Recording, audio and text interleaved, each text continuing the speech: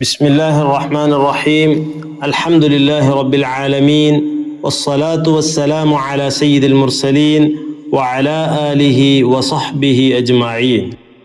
القاعدة العثمانية عثماني قاعدة الأمثلة من القرآن ഫത്ഹാക്കപ്പെട്ട അക്ഷരങ്ങളും അതിൻ്റെ ഉദാഹരണങ്ങളും ആണ് ഈ ക്ലാസ്സിൽ നാം പഠിക്കാൻ പോകുന്നത്. ഫത്ഹാക്കപ്പെട്ട അക്ഷരങ്ങൾ കഴിഞ്ഞ ക്ലാസ്സിൽ നാം പഠിച്ചു. ഇനി അതിൻ്റെ വാക്കുകളിലേക്കാണ് നാം കടക്കുന്നത്.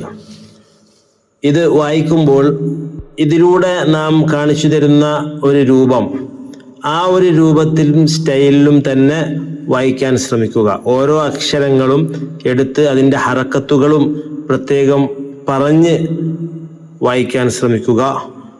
എന്നാൽ മാത്രമേ നമുക്ക് നല്ല രൂപത്തിൽ അറബി വായിക്കാനും എഴുതാനും മനസ്സിലാക്കാനും ഖുർആൻ പാരായണം സുഗമമാക്കാനും സാധിക്കുകയുള്ളൂ. അല്ലാഹു തൗഫീഖ് നൽകുമാറാകട്ടെ. ആദ്യത്തെ കോളത്തിൽ ഹർഫുകളാണ്, ഫത്ഹാക്കപ്പെട്ട ഹർഫുകൾ. രണ്ടാമത്തെ കോളത്തിൽ അതേ ഹർഫ് കലിമത്തുകളുടെ അഥവാ വാക്കുകളുടെ തുടക്കത്തിൽ വരുന്ന രൂപം, കൂട്ടി എഴുതുമ്പോൾ വരുന്ന രൂപം പ്രത്യേകം റെഡ് കളറിൽ നമുക്ക് കാണാം. രണ്ടാമത്തെ കോളത്തിൽ അതേ ഹർഫ് തന്നെ മധ്യത്തിൽ വരുമ്പോൾ കൂട്ടി എഴുതുമ്പോൾ വരുന്ന വ്യത്യാസം താഴെയായി കാണാം. മൂന്നാമത്തെ കോളത്തിൽ വാക്കുകളുടെ അവസാനത്തിൽ വരുമ്പോൾ അത് തന്നെ കൂട്ടി എഴുതുമ്പോഴുള്ള വ്യത്യാസങ്ങൾ പ്രത്യേകം മനസ്സിലാക്കുന്നതിന് വേണ്ടിയാണ് കളർ മാറ്റി പ്രത്യേകം ശ്രദ്ധിക്കുന്ന രൂപത്തിൽ രൂപകൽപ്പന ചെയ്തിട്ടുള്ളത്. ഹംസ ഫത്ഹ അ, ഖ ഫത്ഹ ഖ, അഖ, ദാൽ ഫത്ഹ ദ, അഖദ. വഖഫ് ചെയ്യുമ്പോൾ അഖദ്. അടുത്തത് മധ്യത്തിൽ ഫത്ഹാക്കപ്പെട്ട ഹംസ വരുന്നതിന് ഉദാഹരണമാണ്. വായനയിലേക്ക് ശ്രദ്ധിക്കുക. സീൻ ഫത്ഹ സ, ഹംസ ഫത്ഹ അ, സഅ, ലാം ഫത്ഹ ല, സഅല, സഅൽ. അടുത്തത് വാക്കുകളുടെ അവസാനത്തിൽ ഹംസ വരുന്നതിന് ഉദാഹരണം. ദാൽ ഫത്ഹ ദ, റ ഫത്ഹ റ, ദറ, ഹംസ ഫത്ഹ അ, ദറ അ, ദറഅ. വഖഫ് ചെയ്യുമ്പോൾ ദറ. ഈ ഓർഡറിലാണ് വായിക്കുന്നത്. ഓരോന്നിനും പ്രത്യേകം എടുത്ത് പറയില്ല, വായിക്കുമ്പോൾ അത് പ്രത്യേകം ശ്രദ്ധിക്കണമെന്ന് ഓർമ്മപ്പെടുത്തുന്നു. അടുത്ത അക്ഷരം ബ.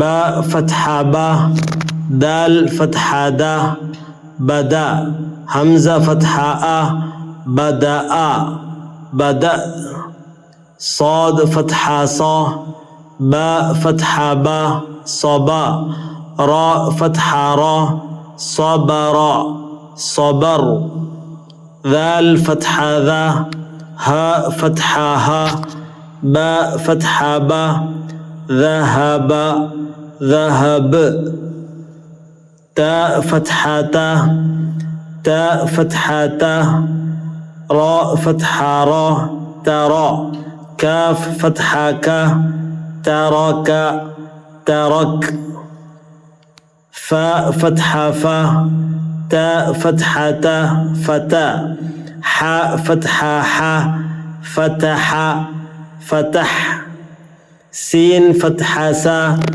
കാഫ് ഫത്ഹ ക, ത ഫത്ഹ ത, സകത, സകത്, ത ഫത്ഹ ത.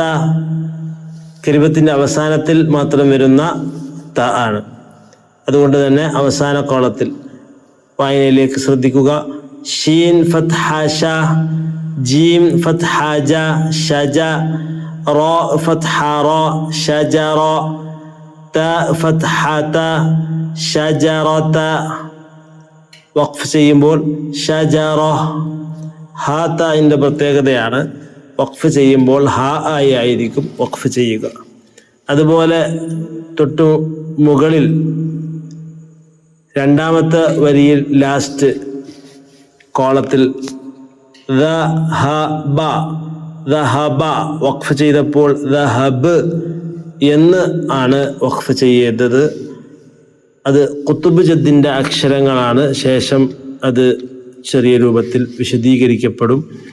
ചില അക്ഷരങ്ങൾ സുക്കൂൻ ചെയ്യുമ്പോൾ ആ രൂപത്തിൽ ദഹബ് എന്ന് വഖഫ് ചെയ്യാതെ ദഹബ് എന്ന് തന്നെ വഖഫ് ചെയ്യണം.